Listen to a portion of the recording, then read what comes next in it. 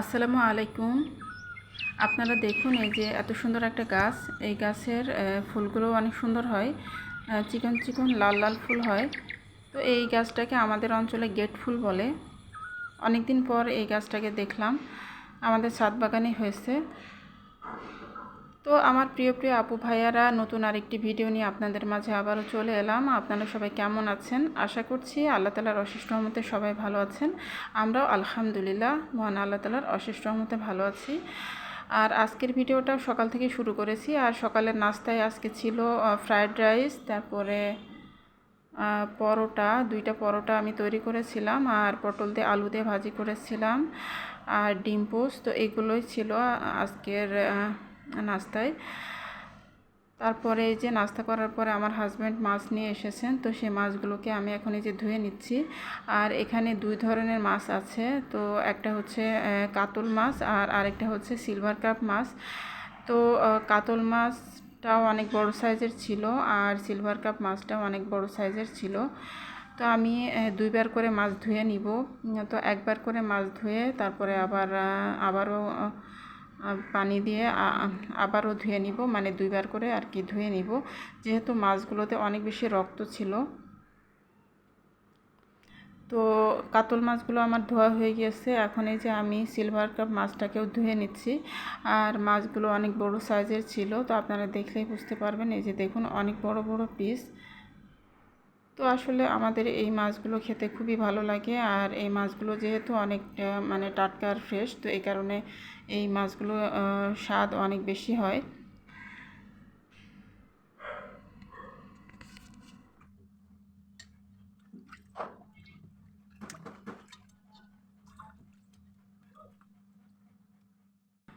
তো এই তো আমার মাছগুলো ধুয়ে নেওয়া হয়ে গেছে। তো আমি এখন এই যে টেবিলে নিয়ে এসেছি। আর এই যে 2 ধরনের মাছ, কাতল মাছ এটা, আর ওটা সিলভার কাপ মাছ। তো মাছগুলোকে আমি এখন বক্সে করে ডিপ ফ্রিজে রেখে দিব। আর আসলে ভয়েস দেওয়ার সময় চারিদিক থেকে অনেক ধরনের নয়েজ আসে, তো আপনারা প্লিজ ক্ষমা সুন্দর দৃষ্টিতে দেখবেন। আর আমার প্রিয় প্রিয় আপু ভাইয়ারা, একটা লাইক দিয়ে আমার ভিডিওটি প্লিজ কন্টিনিউ করবেন। আর আমি ইদানিংকালে প্রত্যেক দিন রেগুলার ভিডিও দিচ্ছি, তো আসলে আমার ওয়াচ টাইমের জন্যই আর কি এরকম করছি। তো যার ফলে আমার ওয়াচ টাইমটা কিছুটা হলেও বাড়ছে এখন। তো এই কারণে আমি কিন্তু প্রত্যেক দিন ভিডিও দিচ্ছি। তো আপনারা প্লিজ আমাকে একটু সাপোর্ট করুন, আর আমিও সাধ্যমতো আপনাদেরকে সাপোর্ট করব। তো এই তো আমি মাছগুলোকে এখন সব বক্সে করে গুছিয়ে তুলে নিব, নিয়ে তারপরে ডিপ ফ্রিজে আর কি রেখে দিব।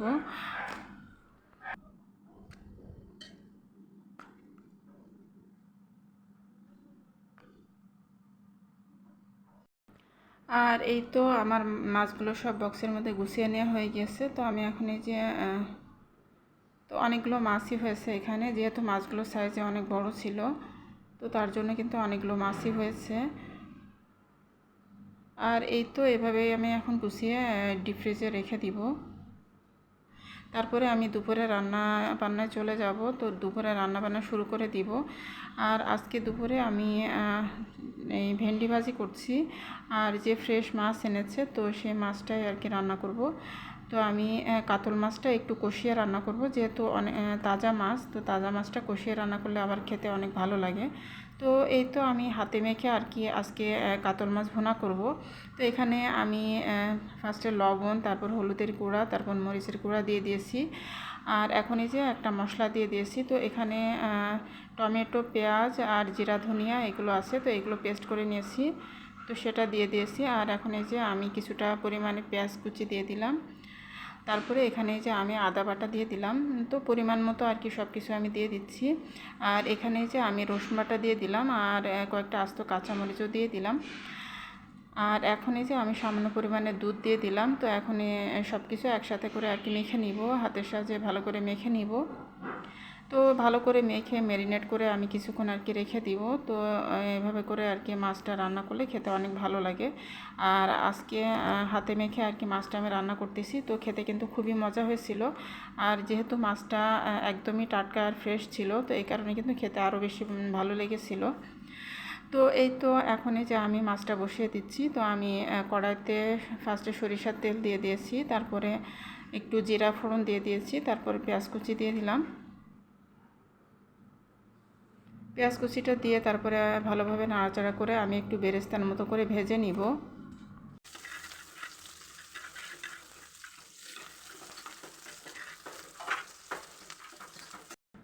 তো এই যে আমি বেরেস্তার মতো করে মোটামুটি আর কি ভেজে নিয়েছি। তো ভেজে নিয়ে তারপরে এখন আমি ম্যারিনেট করে রাখা মাছগুলো দিয়ে দিব, মশলা সহ মাছগুলো আমি দিয়ে দিব। তো এই তো আমি মাছগুলো দিয়ে দিয়েছি, দিয়ে তারপরে আমি কিছুক্ষণ নাড়াচাড়া করে মাছগুলোকে কষিয়ে নিব। তো হাতে মেখে রান্না করলে মশলাটা যেহেতু কাঁচা থাকে, তো এই কারণে একটু ভালোভাবে কষিয়ে নিতে হয়। আর মাংস রান্নার ক্ষেত্রেও একই পদ্ধতি, যে হাতে মেখে রান্না করলে মশলাটা খুব ভালোভাবে কষাতে হয়, নাহলে মশলার একটা কাঁচা গন্ধ থেকে যায়। তো আমি এখন অনেকক্ষণ আর কি কষিয়ে নেব, জালটা কমিয়ে আমি কষিয়ে নেব। আর এখন এই যে আমি কিছু টমেটো ফালি করে কেটে তারপরে দিয়ে দিলাম।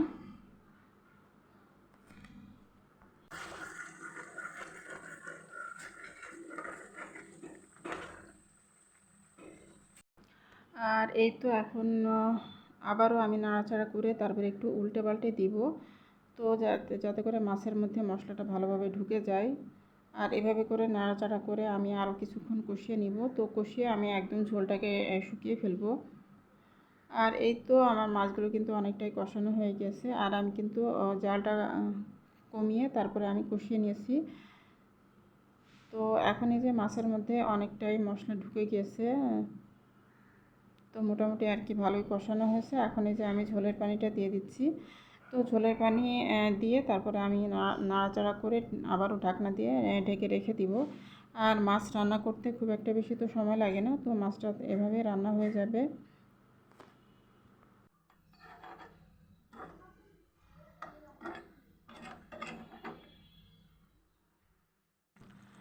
আর এই তো আমার মাছ রান্নাটা প্রায় হয়ে এসেছে। তো আমি এরকমই ঝোল রাখবো, মানে আরেকটু টানাবো, আরেকটু ঝোল কমাবো, আর একটু মাখা মাখা হলে তারপরে নামাবো। তো এই তো আমি আরেকটু ঝোল কমিয়ে তারপরে এই যে এরকম মাখা মাখা করে তারপরে এখন নামিয়ে নিব। আর নামানোর আগ দিয়ে কিছুটা ধনিয়া পাতা দিয়ে দিচ্ছি। তো ধনিয়া পাতা দিয়ে তারপরে আমি নাড়াচাড়া করে সাথে সাথে নামিয়ে ফেলবো, না হলে ধনিয়া পাতার কালারটা নষ্ট হয়ে যাবে। তো এই কারণে আমি ধনিয়া পাতা দিয়ে বেশিক্ষণ আর কি চুলায় রাখবো না।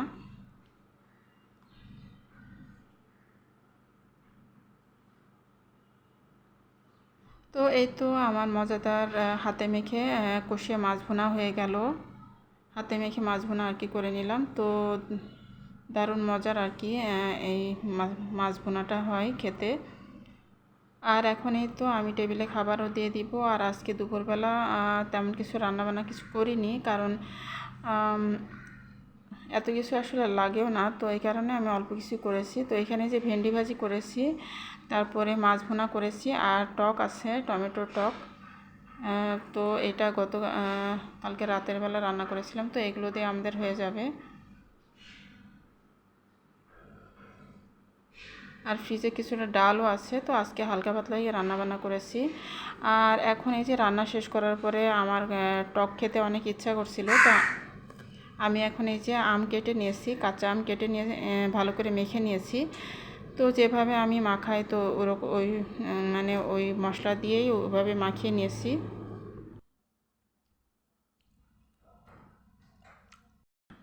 আর এই যে এখন আমি মজা করে কাঁচা আম মাখা খেয়ে নিচ্ছি। আর আমি এখন ভয়েস দেওয়ার সময় কিন্তু আমার মুখে পানি চলে আসছে, আমার আবারও খেতে ইচ্ছা করছে। তো কাঁচা আমের এই মাখাটা আসলে এতটা মজা হয়। তো আমি কিছুটা খেয়েছিলাম, খেয়ে তারপর আমার মেয়ে কিন্তু বাকিগুলো আর কি খেয়ে ফেলেছিল। তো আমার বাচ্চারাও অনেক পছন্দ করে এভাবে করে আর কি আম মাখা করলে। তো আসলেও কিন্তু খুবই মজা হয়। আর এই প্রচণ্ড গরমের মধ্যে এ ধরনের টক জিনিস খেতে অনেক ভালো লাগে। তো এই তো আমি এখন আমটা খেয়ে নিচ্ছি, খেয়ে নিয়ে তারপরে আমি শাওয়ার নিতে যাব। তো রান্নাবান্না শেষ করে টেবিলে খাবার দিয়ে আমি এরকম আর কি একটু ফ্যানের নিচে বসি, তারপর শাওয়ার নিতে যাই। আর এখন এই যে আমি সন্ধ্যার পরে একটু নাস্তা তৈরি করে নিচ্ছি। তো এখানে যে আমি নুডলস রান্না করে নিচ্ছি, এখানে কিছুটা আমি ভেজিটেবল দিয়েছি, তো কিছুটা ফ্রোজেন ভেজিটেবল দিয়েছি, দিয়ে তারপরে এর মধ্যে আমি নুডলসটা আর কি দিয়ে দিয়েছি। তো নর্মালি যেভাবে রান্না করে নুডলস সেভাবে আর কি করে নিচ্ছি। আর এখানে যে আমি কিছুটা নুডলসের মশলা দিয়ে দিচ্ছি। তো এই নুডলসের মশলাটা এরকম আর কি লালচে লালচে হয়, তো এটা অনেক স্পাইসি। তো এই মশলাটা দিলে আসলে নুডলসের টেস্টটা অনেক গুণ বেড়ে যায়, তো খেতেও অনেক ভালো লাগে।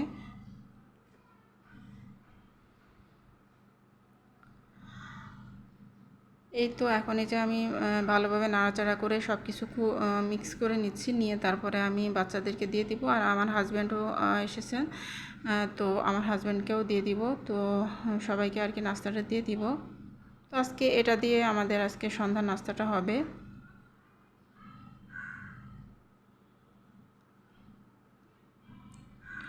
তো এই তো এখানে যে আমি নাস্তাটা রেডি করে নিয়েছি। তো এখানে 3 জনের জন্য আমি বাটিতে তুলে নিয়েছি। তো আমার 2 মেয়ে আর আমার হাজব্যান্ড, তো ওরা 3 জন আর কি নাস্তা করে নিবে। আর এখানে যে মিষ্টিও ছিল, তিনটা মিষ্টিও বের করে নিয়েছি। তো এই তো এই হচ্ছে আজকে আমাদের সন্ধ্যার নাস্তা। আর আমি আর আমার ছেলে আমরা পরে খাবো। তো আজকের মতো এখান থেকেই বিদায় নিচ্ছি। আল্লাহ হাফেজ, আসসালামু আলাইকুম।